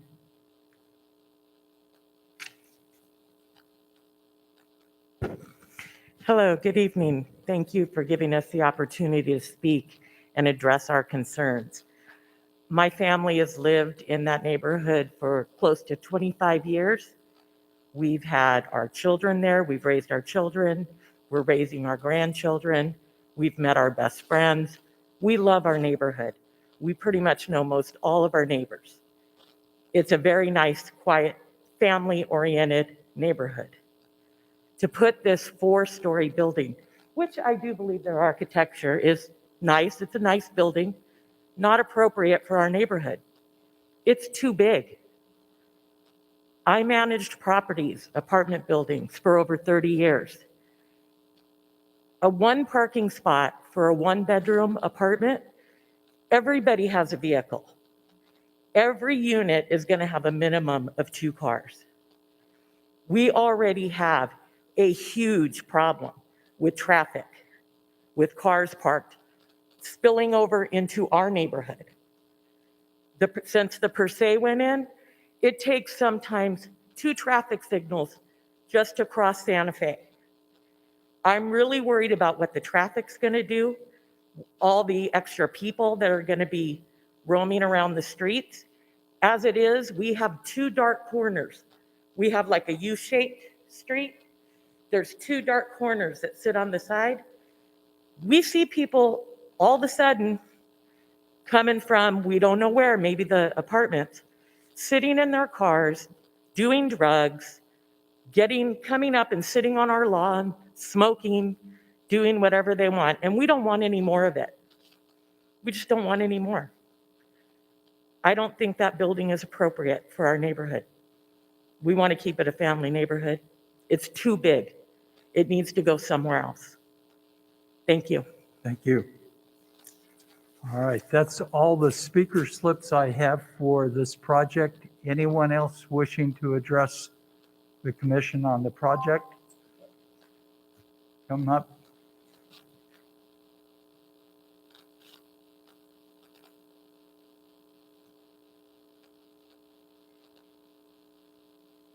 Yes.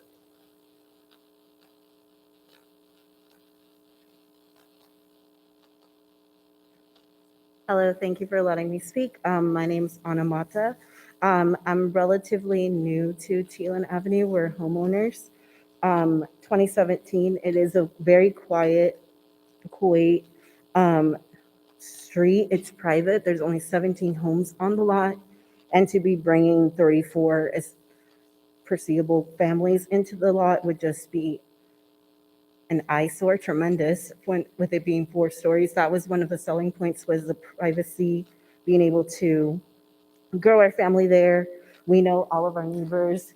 And now hearing that there's going to be a lot more coming in, it's just not, it's a safety hazard.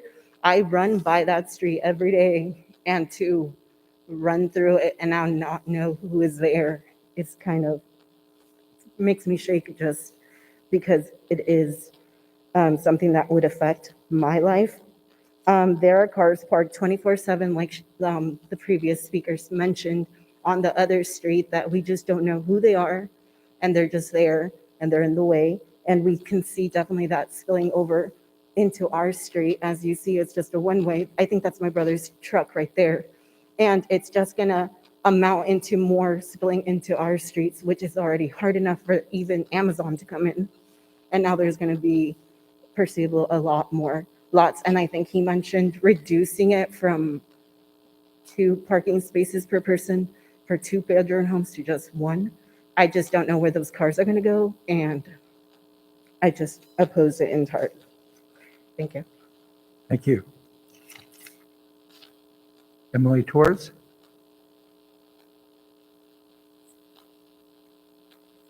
Hi, thank you for letting me speak.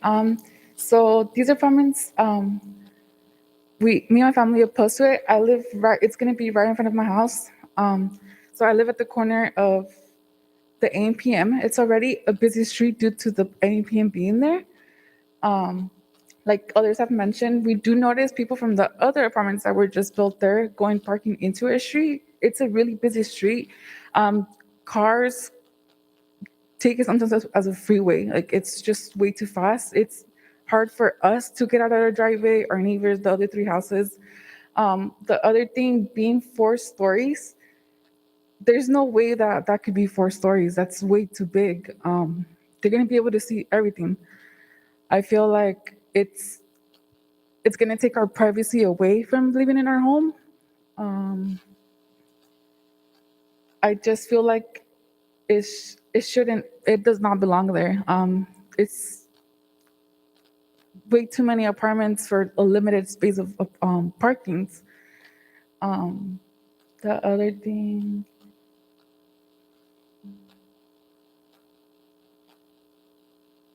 I don't know, I just feel like it doesn't belong there. Okay. Yeah, thank you. Thank you.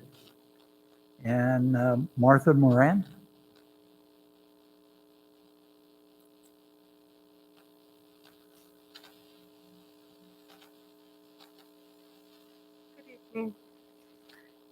I understand the development that needs to be done for people to have housing, but I've been in the neighborhood of Killeen Drive for 20 years. And lately, like my neighbors are saying, there's a lot of outsiders coming to sit around our neighborhood. We don't know who they are. And my family, I've been through violence already because of parking space. In my house, we have 5 cars. And I was the lucky one to have the water pump for the fire hydrant at front of my house, so that will cut me 1 space already. So it is already hard for me to find parking space. And my main concern is fighting for a parking space, it brings violence to my community because we are already there. And I don't want that to increase. And I have to say, we've been very abandoned by the city of Vista when they build the nice apartments on North Santa Fe. Big trucks with cargo use our street to go all around the loop. If you remember, our street is damaged. There's no repairs. Are we going to go through the same thing again? Are they going to keep destroying our neighborhood? And what are you guys going to do for us?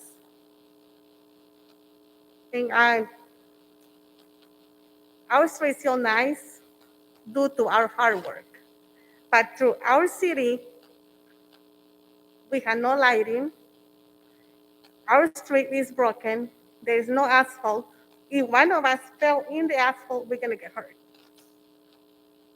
So how come we're going to allow another building in there when we already have problems in there that we need to take care of? Thank you. Have a good night. Thank you.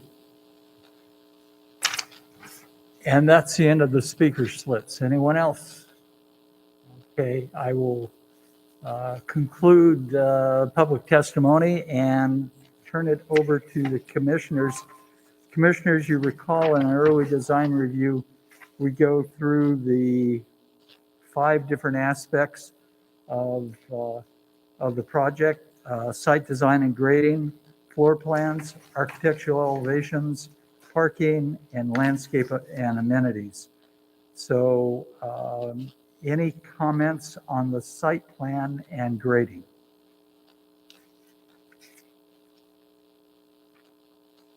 Commissioner Looney? Thank you. Couple things on the site plan. The driveway, I think, should be reevaluated. We've got over 300 feet of drive, and there's only one way in and one way out. And that's going to create, I think, some challenges for a fire department. There's no fire truck turnaround. And typically the fire trucks will only back up 150 feet. So I think your driveway needs to be reevaluated. I think it's going to be much stronger and much safer if you have 2 curb cuts rather than just the one. One of the other things that dealing with site, there are no dimensions on your grading plan, which makes it somewhat challenging to determine what we're looking at. Is the building 140 feet long or is it 300 feet long? The site plan is lacking some information. And then the setbacks hadn't been adhered to. And so these are some of the basic things that as a commission, we're expecting the applicants to comply. If you've got a 15-foot setback, adhere to the 15-foot setback, or make it a part of your application that you're making a reduction in that setback and give reasons. That's what I have on the site. So, Okay. thank you. I tend to agree with Commissioner Looney. I'm concerned about the traffic on Talon Drive and having a driveway right adjacent to it. I think our city engineers are going to go nuts when they see that with turning movements and such. So I think that's a great comment. Any other comments on the site design? I do like that the buildings have been pulled up to the street, and the parking has been put in the back and screened by the buildings, and there's tuck under parking. I like that. So any other questions or comments? How about the floor plans? Mr. Chairman, before we go off the site plan, can I make one comment? You mentioned, Commissioner Looney, the fire access. So this will be reviewed by our fire department. They will make a determination if secondary access is needed as part of the staff review. The question I have is, if the fire department is satisfied with this design, does the commission still want to explore a different access arrangement, or is it really focused on the fire access component? I would like to see, well, when I look at the site plan, and if I'm living in a unit that's on the east end of the building, and there's a fire on the west end of the building, I can't get a vehicle out. I can get out, but I think there just needs to be some consideration. And if the fire department's going to be happy with it, that's fine. But working with the fire department for the number of years that I have, they're going to want some modifications made. Okay, thank you. Commissioner Garrettson? I guess my concern would be it just doesn't fit. You got one story, mostly one-story houses there, and a 4-story building. To me, it's just too big. Okay, we'll get to the architectural elevation. Any other questions or comments on the site plan and grading? Okay. How about the floor plans? You have 2 stories of stacked flats, 1-bedrooms, and 2 stories of 2-bedroom townhouses in my mind. We have let people in the past play with the square footage of units, because in the past we've seen some of them some of our requirements have been too big, but I'm a little concerned about going down to 539 square feet, the 10.5 by 10.5 bedroom. I think that might be a bit too small, in my opinion. Commissioner Aguilera. Yeah, I had that same concern. That's why I had the question earlier. In a majority of your one bedrooms are below the limit. So I think you're just trying to squeeze way too many units in a small strip of land, which creates some of the issues that have been brought up as far as the site plan and that. I mean, we can't have a driveway that's too close to the intersection because that's a busy intersection. So the further away the entrance is and the exit is from that intersection, the better. And I know we're going to talk about parking, but that becomes an issue as well. I grew up in that neighborhood. I grew up on Lagan, so I know, and it's just gotten busier and busier in that area. And occasionally I'll go to that gas station, and I complained when I was on city council about the lighting, and I complained about the parking there. The visuals are terrible, and I don't think it's going to get any. It's not going to improve. This project's not going to improve it. But again, going back to the layout of the units, I think we're just asking for trouble for trying to let them squeeze as many units as they can possibly squeeze in there. So, Do you have an idea of what would be acceptable if we reduced, would say the overall square footage of one bedrooms at 700 square feet, there's a total square footage. Do we let them play with that square I think footage? we have to at least average 700. Yeah, that's At what I'm least. thinking. I mean, that's a starting point, Yeah. but then we have to weigh it with how many parking spaces we're going to get and, how we're going to handle the parking overall, because it's a tight road. That's an old street. It's not real wide. And there is a lot of coming and going out of that gas station there, that center. Okay. Thank you. Any other comments on the floor plans? Commissioner Lenny? Yes. Again, my concern about the small size, if they can get closer, to that 650 range, 675, I think I'd be more acceptable or receptive of that. But the 540 is tough. And then one of the other items indicated on the floor plan is in the one bedroom unit, you have a door and no window. Many people have no issue sleeping with a window open, but they won't sleep with a door open. And I would like personally to see maybe a window that meets your egress requirement rather than a door, because just of security and that comfort. So that was really the only comment I had on the floor plan. Okay. Well, I asked questions earlier about the Okay. size of the units.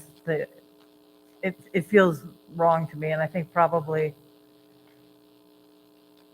in order to meet my comfort level, I would want to see a reduction in the number of units in order to increase the size of the one bedroom. Okay. Architectural elevations. Commissioner Grimm?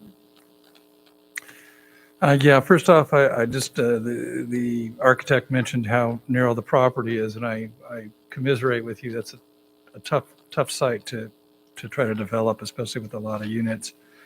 But with that in mind, I do have a number of issues relative to architecture. One is the length of buildings. They're just too long.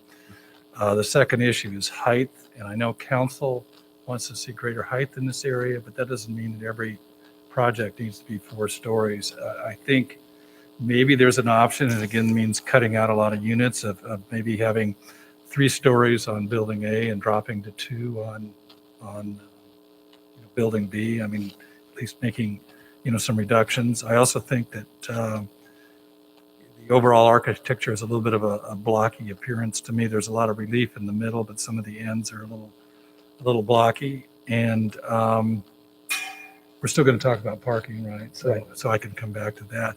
But anyway, there's, like Commissioner Aguilar said, there's a long road to hoe there in terms of reducing units, reducing height and reducing building length. So a lot of concerns there.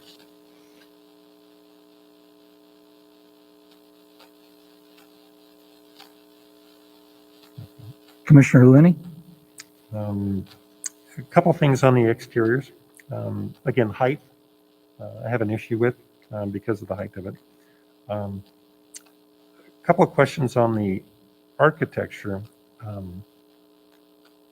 Black vinyl windows. Some of the experience that I've had with those, the manufacturer won't warrant those because of the heat, the zone that we're in. So you might just check.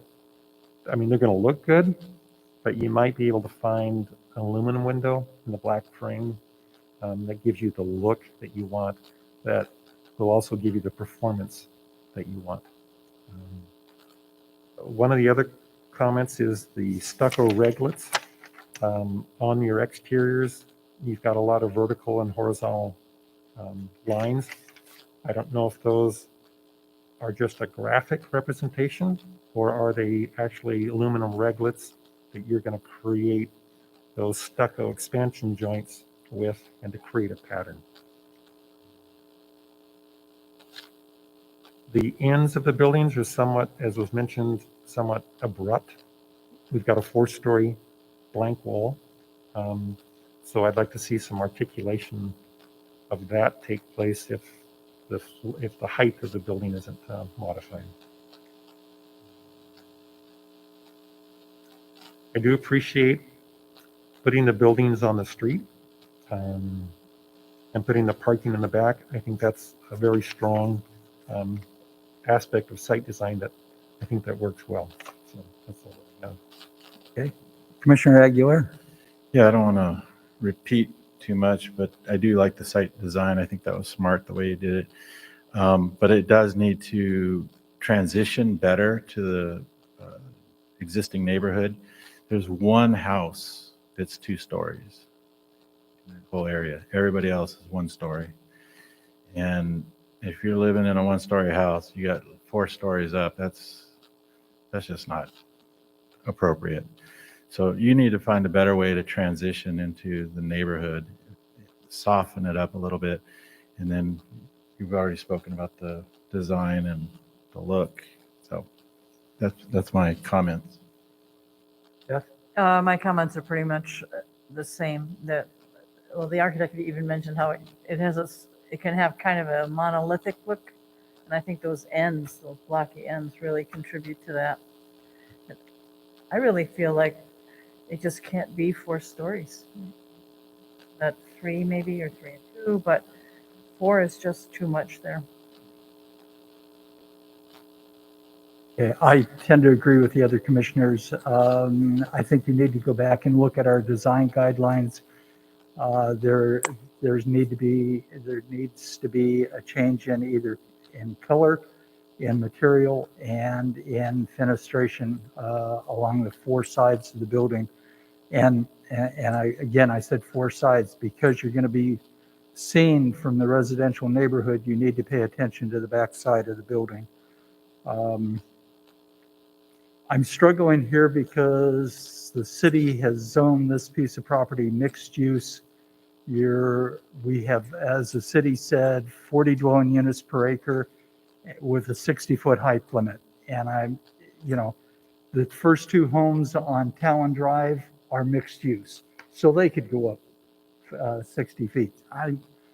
In our general plan update, I think this is something maybe we need to go back and be a bit more sensitive to the neighborhoods. You folks have testified that you've lived on the street for 20 years. In 2012, the city updated its general plan and made the decision to go to mixed use, 40 dwelling units per acre and 60 feet in height.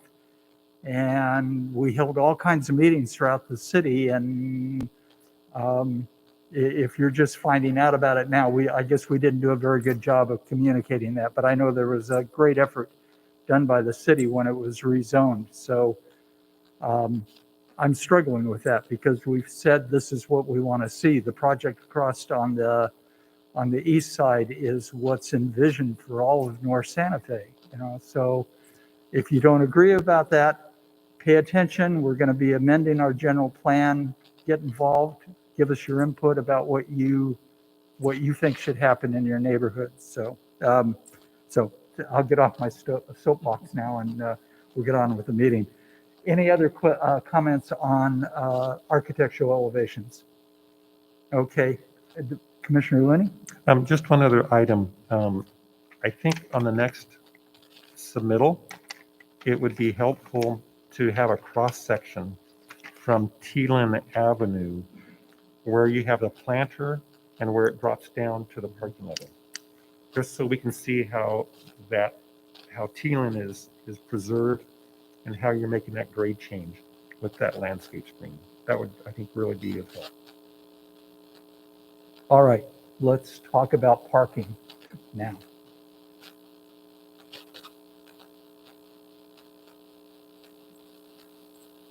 Commissioner Aguilera?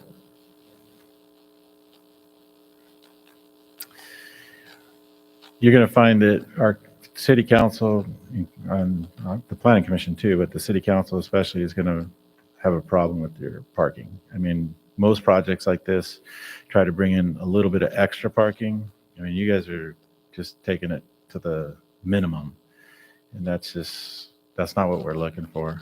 I mean, hopefully you can address the number of units and the height, and that's just going to automatically feed into better parking scenario. But we're already dealing with a bad parking situation. And again, you guys aren't making an effort to make that any better. Okay. Commissioner Grimm? Yeah, just kind of the same comments. Pretty much whenever you get an apartment complex in, there's always going to be parking that spills, into the streets. And, some places could handle it, but I think this area and a lot of the comments about it being an easement and stuff, I think it's problematic. Parking? No. All right. Any other comments on parking? I agree with what the other commissioners have had to say. I think you're pushing the limits, although you comply. We would like to see you do more. And then landscape and amenities. Any comments on their landscaping and amenities? Commissioner Looney? I think it would be advantageous to clarify how the community room is partitioned off from the leasing room. If I'm having a conversation with a friend and I'm hearing the negotiation of lease agreements 3 feet, 5 feet away, and if I was in that lease agreement conversation, I wouldn't want anyone to be hearing what my rent is or what the deposit is or what the security is. I think you just need to put a little bit more time and clarity in doing a layout as to what's community and what's the lease office. Any other comments? Are we okay with their central recreation area with the picnic and barbecue and cornhole area? Okay, that, all right. Okay, very good. All right. So in conclusion, any other comments that you want to make that we haven't talked about this evening on the project? Commissioner Looney? This may not be in agreement with everybody else, but I appreciate the bold color schemes. The black and white playing with the orange or some accent color. I like it because I think it brings some life. It brings some contrast to the city that we don't always get to see. So again, I'm not sure how the commissioners are going to see that, but I think it's refreshing. Yeah, I agree. At least it's not beige, so it's been a complaint of mine for a long time. Okay, so you gentlemen feel like you've gotten direction from the commission? You know where we're coming from, what we're looking for? Okay, very good. So that will conclude the discussion this evening on our early design review for this project. And the next item on our agenda is a report from the commissioners and from Mr. Conley. John? So we have a planning commission city council dinner tomorrow night. I hope you all have that on your calendars at 6 p.m. Looks like we will not have any planning commission agenda items. So far, the March 1st meeting will most likely not happen, and we're potentially going to cancel March 15th. There's nothing in the immediate horizon coming to the commission, so we'll notify you of the next meeting. Okay. On the 22nd of February, next Tuesday, the city council will consider the Vista Grande application that was before you last month, and some small lot residential subdivision standards that we're proposing to bring forward, which will come to the commission. This is a discussion item, just get the council's feedback on what the staff's recommending. And that's all I have, unless you have any questions. Don, did I miss you earlier? No, but I have a couple of questions. Okay. Go ahead. John, where are they with the Phillips Street development? They've got the Patsy, fence up. They haven't where done are they any at with grading. that? No equipment's been moved on site. They're still working with the engineering staff on the Vista Hanley that you were speaking of.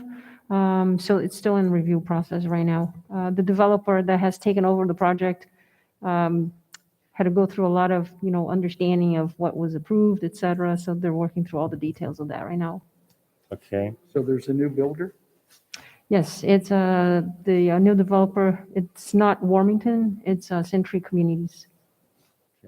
And I'm sorry, I don't remember the name of the development, but the one across the street, we're getting a little more color, not much, but we're getting a little more color on the stucco. They're doing landscaping. They are putting up the cable handrail along the top of the retaining wall. It doesn't look like they've done anything with the roof. It's still asphalt shingles roof. No. Garage doors are still. Yeah. We have informed the applicant that we will not be giving them power until they meet our architectural specs that were approved by the Planning Commission. And then the North Santa Fe turnabout, it looks like they're working on that. Yep.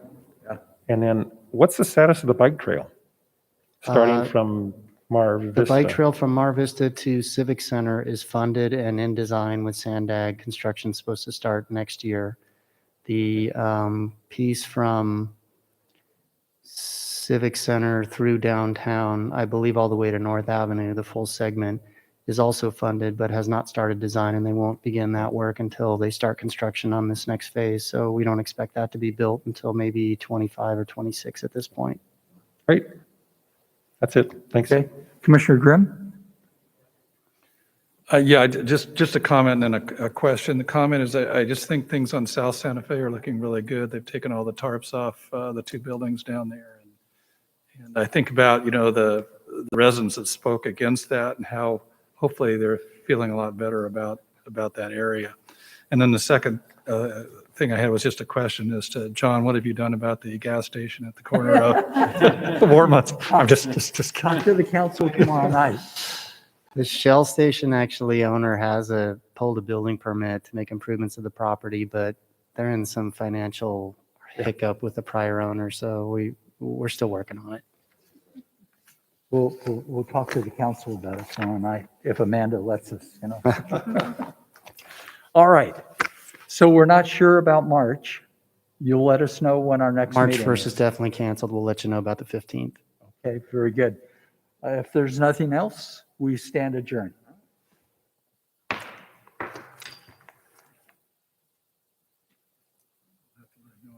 for all of April. Patsy.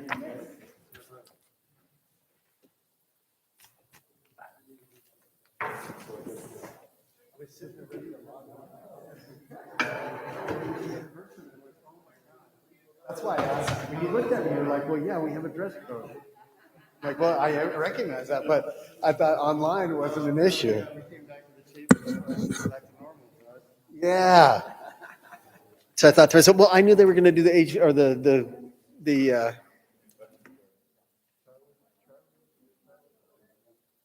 What am I going to do?